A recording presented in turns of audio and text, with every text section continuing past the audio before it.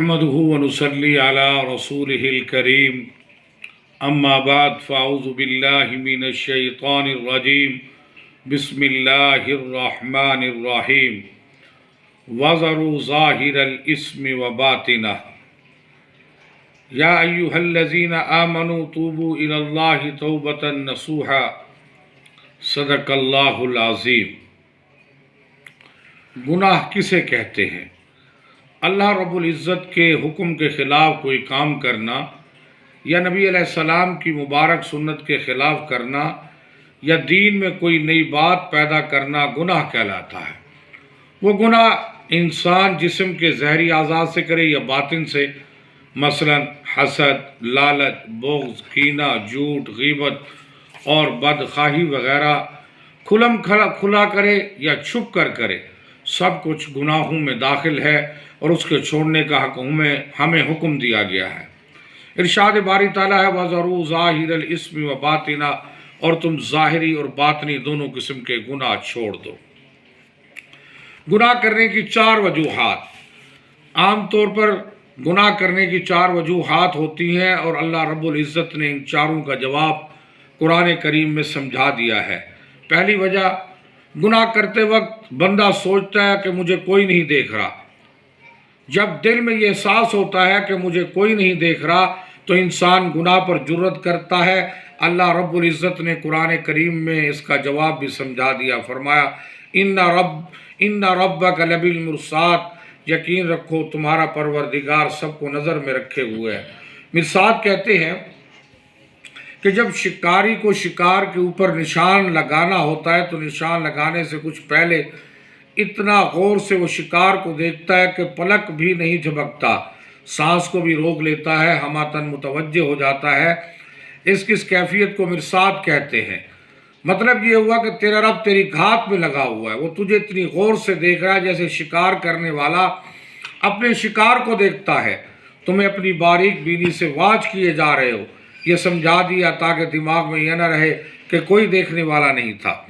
دوسری وجہ، آدمی گناہ کرتے وقت یہ سوچتا ہے کسی کو پتہ نہیں، میں فون پر بات کرتا ہوں کسی کو علم نہیں، میں نے خط لکھا کسی کو پتہ نہیں، میں نے اونچ نیچ کر دی کسی کو پتہ نہیں۔ تو جب یہ دل میں احساس ہوتا ہے کہ کسی کو پتہ ہی نہیں کہ میں کیا کر رہا ہوں تو یہ گناہ کا سبب بنتا ہے۔ اللہ رب العزت نے قرآن پاک میں اس کا بھی جواب سمجھا دیا تاکہ ہم یہ ذہن میں رکھیں کہ ہمارے عمل کا کسی کو پتہ نہیں چلتا۔ فرمایا وہ ایسا پروردگار ہے یعلم خائنۃ الاعین وما تخفی الصدور، اللہ آنکھوں کی چوری کو بھی جانتا ہے اور ان باتوں کو بھی جن کو سینوں نے چھپا رکھا ہے۔ اب بندہ کیسے سوچ سکتا ہے کسی کو پتہ ہی نہیں؟ معلوم اللہ رب العزت کو جو ہم کرتے ہیں یا کرنے کا ارادہ کرتے ہیں سب کچھ معلوم ہے۔ تیسری وجہ، آدمی سمجھتا ہے کہ میرے پاس کوئی بھی نہیں تھا، گھر کے اندر میں اکیلا تھا، جس کا تھا ڈر وہ نہیں ہے گھر، اب جو چاہے کر۔ یہ جو احساس دل میں پیدا ہوتا ہے کوئی میرے پاس نہیں، یہ بھی گناہ کا سبب بنتا ہے۔ اللہ رب العزت نے اس کا بھی جواب سمجھا دیا، فرمایا کہ تم جہاں 3 ہوتے ہو وہاں میں چوتھا ہوتا ہوں، اگر تم 4 ہوتے ہو تو میں 5واں ہوتا ہوں، اور فرمایا وَهُوَ مَعَكُمْ أَيْنَمَا كُنْتُمْ، اور تمہارے ساتھ رہتا ہوں خواہ تم لوگ کہیں بھی ہو۔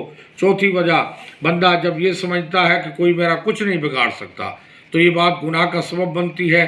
جیسے اگر کسی کا باپ فوت ہو جائے تو اس کا بچہ جوان ہو کر ماں سے ڈرتا نہیں، اب وہ برے کام کرتا ہے اور نہ ڈر رہتا ہے، دوسروں کو کہتا ہے کہ تم میرا کیا بگاڑ لو گے، کوئی میرا کیا بگاڑ سکتا ہے۔ تو یہ جو الفاظ ہیں، کوئی مجھے کچھ نہیں کہہ سکتا، کوئی میرا کچھ نہیں بگاڑ سکتا، یہ احساس گناہ کرنے کا سبب بنتا ہے، بندہ ڈھیٹ بن جاتا ہے۔ اللہ رب العزت نے اس کا جواب بھی سمجھا دیا کہ کوئی یہ نہ سمجھے کہ میرا کچھ نہیں بگاڑ سکتا، تمہارا معاملہ ایک ایسے پروردگار کے ساتھ ہے۔